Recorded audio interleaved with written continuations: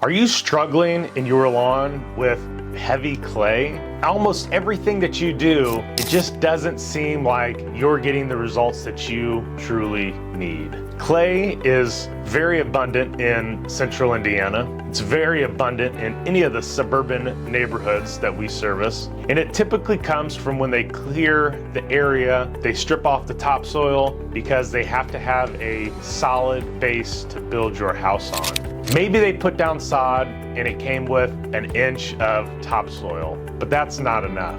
That clay underneath is really difficult to grow grass in. And if you want a great lawn, sometimes that clay becomes a hindrance. What we did was we put together a proprietary blend of products really helps dive in and break down that clay. Now, this is almost like our liquid aeration on steroids. This is how I explain it. Our clay soil program has everything our liquid aeration program has, plus more. And one of those plus more things is carbon. And so we put a heavy dose of carbon, which is a natural thing in the earth. We put that back into the clay. We put a lot of bacteria and enzymes and things that live in a typical topsoil-like environment. We put that back into the clay soil and it starts breaking it down, giving it more topsoil consistencies. But it's not ever going to turn truly into topsoil, but it can give it more characteristics. And what we've seen